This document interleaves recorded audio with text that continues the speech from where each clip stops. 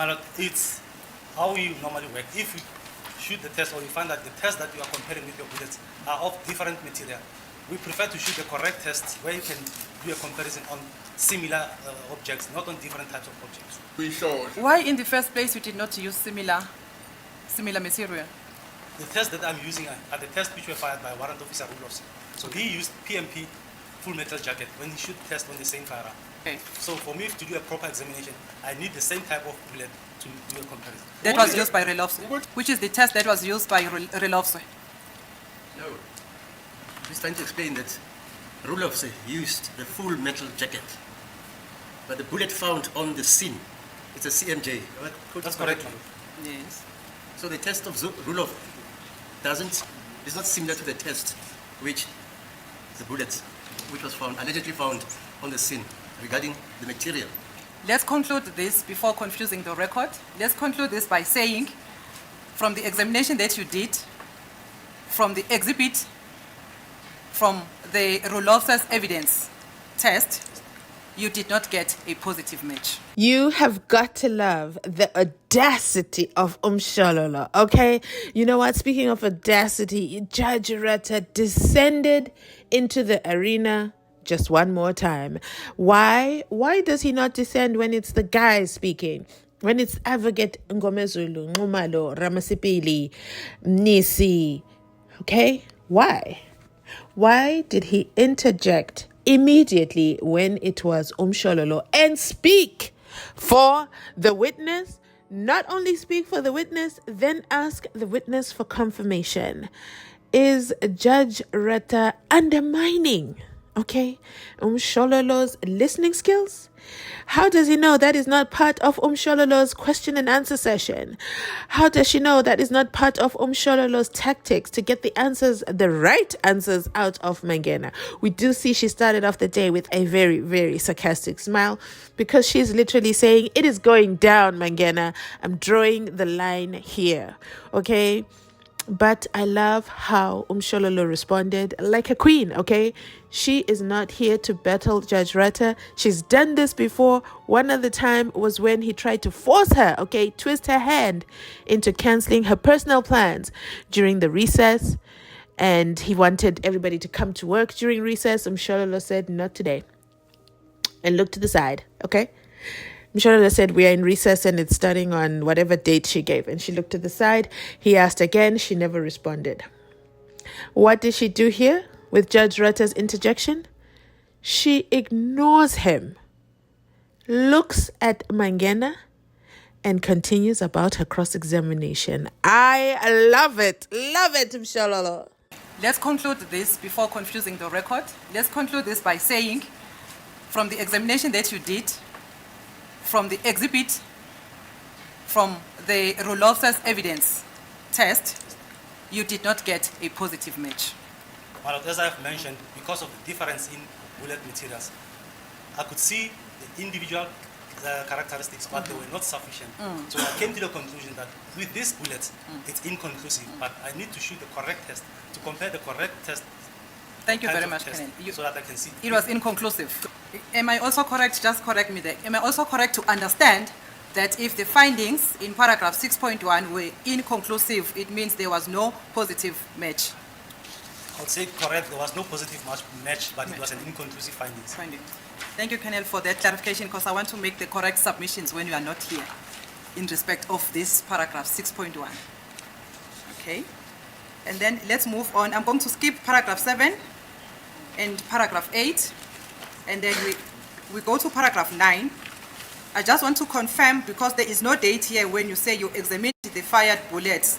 Is it the 20th day of July, or it's the date wherein you made the findings in paragraph 6 of the same report?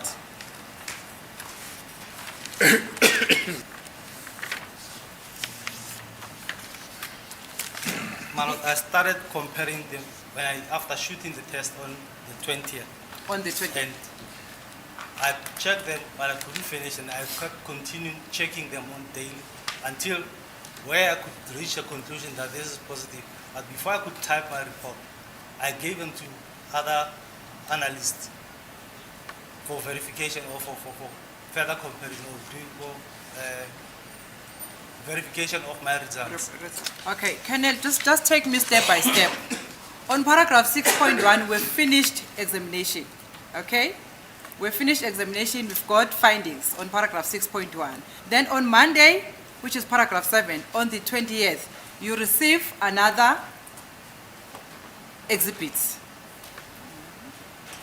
I'm summarizing because you have already entered this evidence into the record. That's why I'm saying on paragraph 6, the only thing that I want is the specific date. To say on the 20th of July, you receive the exhibits. On paragraph 8, you examined. And then on paragraph 9, what is happening and when? That's where I am now, on paragraph 9. Do you see that, Kenneth? Yes, I see that. Yeah. Well, if you look at the date I've received the firearm on the 20th Of July. of July, Okay. I shot the test when I came back. And I started with a microscopic comparison of the exhibits. ngase ngiqala-ke ukuthi ngihlole-ke nge-microscope-ke lama exhibit engiwatholile. I could not complete on the 20th. I continued on the 21st. And I can't recall whether I finished on the 22nd, but then I gave in to my colleagues for verification So it means you received the firearm from Cleveland on the 20th, yes. on the 20th. Okay. And that firearm on the 20th you received after you had made findings in paragraph 6.1. That is correct, my lord. Oh, okay. So it means when you got the findings in 6.1, the firearm had not reached the lab at that time. Am I My right? lord, when I reached the conclusions on 6.1, the Yes. firearm was still at Cleveland Police Station. At Cleveland Police Mangena Station. Mpumela. Thank you very much, Kenan. Yeah, and then when you found negative results in paragraph 6, then you went to Cleveland to fetch the firearm on the 20th or on the date thereafter. That's correct, my lord. After finding the inconclusive findings, not negative findings, inconclusive Cha findings. ngathola umphumela ongenelisa hayi ukuthi umphumela ophikisayo. But, okay, let's leave it. When you say it's negative, it means it was not fired in the fire. Manje-ke phela umuthi lo mphumela awenelisa uchaza ukuthi phela leyo ndlamvu leyo ayidutshulwanga kuleso sibhamu. Okay, no, thank you very much for that clarity that it was inconclusive results which did not give positive match.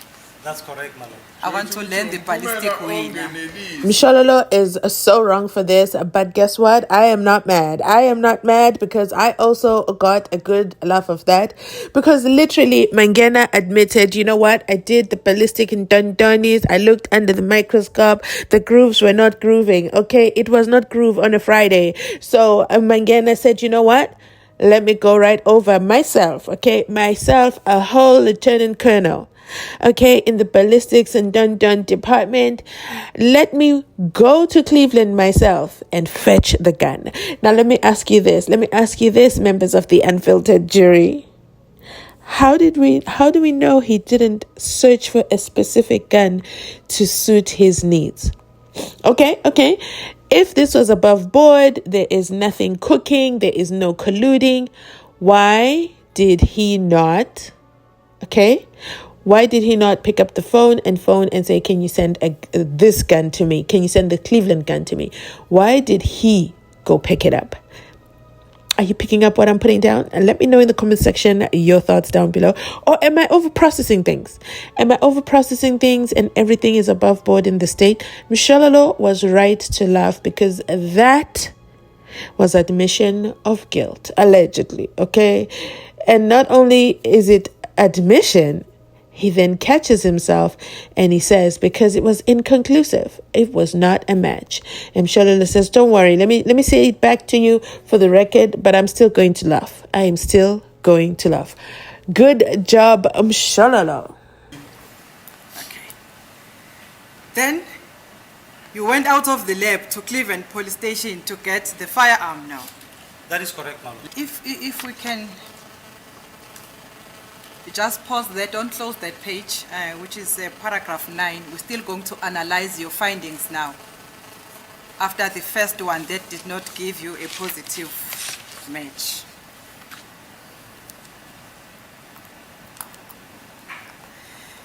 Colonel, is it correct that when you do a comparison on the comparison microscope, there is a set of rules that are established internationally that you work according to? Set of rules, internal rules, that you work according to when we are doing the microscope comparison. Maybe I can say it is the set of rules, or it's the standard procedure, or it's the method that you follow. I'll say the method that we use or the procedure that we use. Okay. And one of those procedures is the CMS. Normally we've been using the pattern matching, but the CMS was also introduced. It was only introduced, but it was not yet applied. But we kept on also using it. It was not? What about CMS? It was only introduced, Okay. but normally we were using the pattern matching, and then the CMS was introduced. Was it introduced, CMS? CMS ke yethulwa nini? We started with it after 2010, 2014, after the 2014.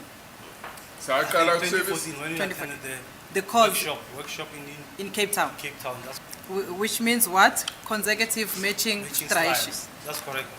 oh lo uchaza ukuthi Striation, Mr. Ngo. striation ngiyaxolisa lapha.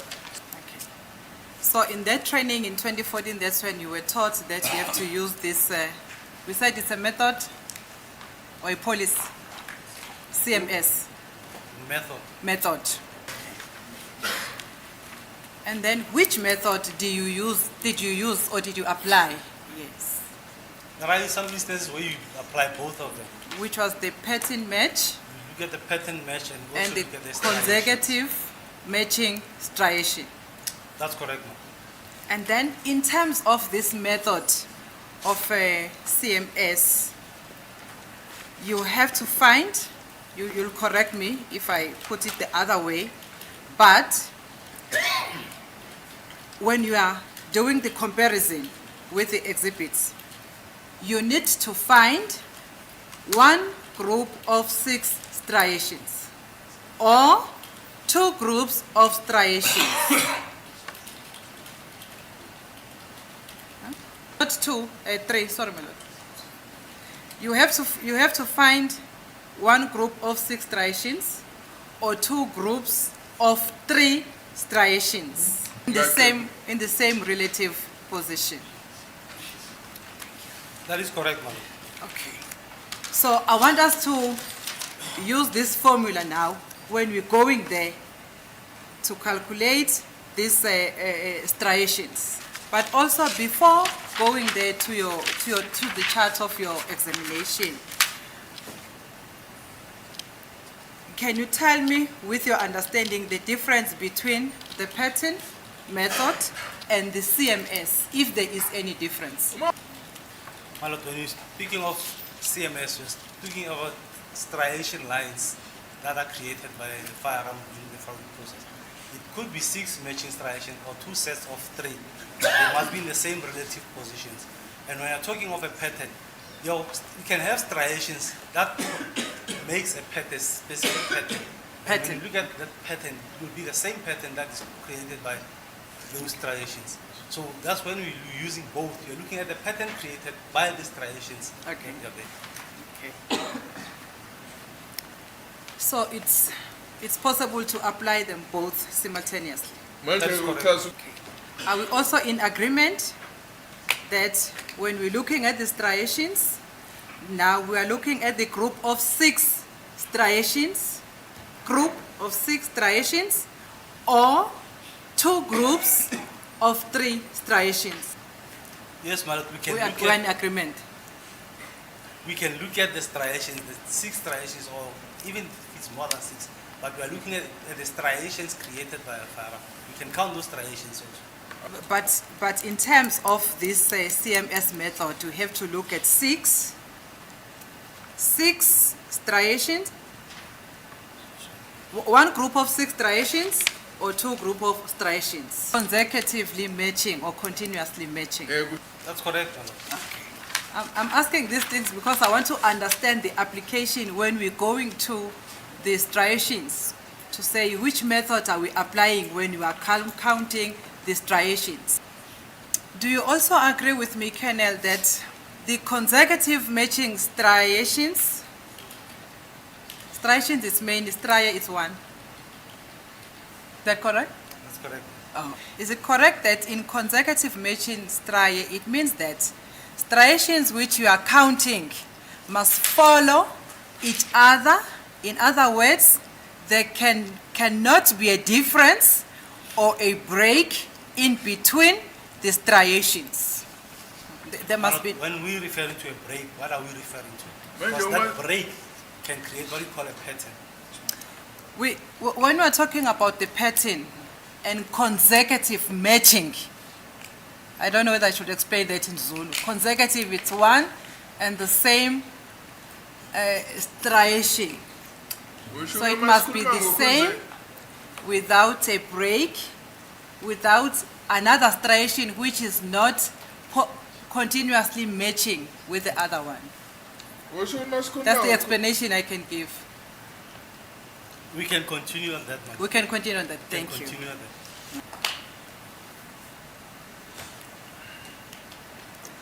And then these consecutive striations, they have to line up. Both sides, we have the left-hand side, which is the exhibit bullet.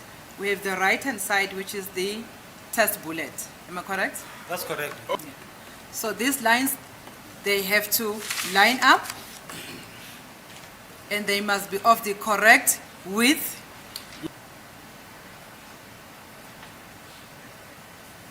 Sorry, my lord, just one word.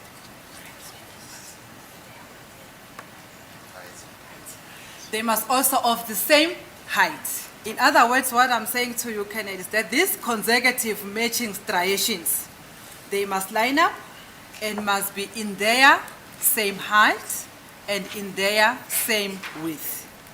I will show you when you are going there. In other words, they must be the same. That's what I'm trying to unpack. In other words, the other one should not be big in width and the other one be thin. They must be of the same. But when you say they must be the same width, the same thickness, or we look at the type of ammunition that we're using. Here we're using the CMJ. CMJ is a soft bullet. So the reaction of the CMJ, because the soft bullet will not always be the same. You must put that also into consideration. So that is an exception to this case. That's correct, ma'am. And then also, Colonel, do you agree with me that when you are calculating the first, let me say the first or the one set of 6 striations or 2 groups of striations, if there is a break in between, you have to stop counting and count afresh above the break. My lord, it will depend on what are we looking at. If we are looking at one groove, we count all the striations in that one groove. So if there's 6 striations in one groove, irrespective of the gap that is there, but they are all in one groove. They're created by one groove. So we count them all because they're in one groove. Okay. But that's not the method in terms of the CMS. That is the method on CMS. And then now let's go to, can I ask Advocate Sibanda to assist me with your chart?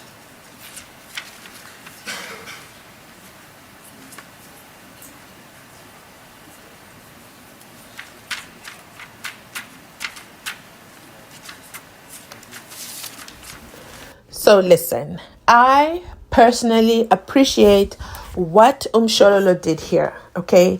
She literally laid the foundation. She said, let's start with your qualifications, let's define your training, and let's define what methodology from your training that you were supposed to use to find these matches of these grooves and striae, and let's define a few things. Once we're done doing that, let's get into the work. So she built her foundation, and you know, if you build a house on a shaky foundation, that house is not going to survive. So Mshololo made sure that he agrees to everything in the foundation. They reach an agreement before she moves on to part 2.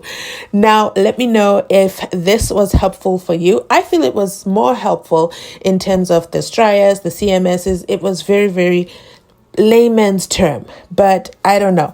Maybe, you know, I have a different understanding. Let me know your thoughts in the comment section down below.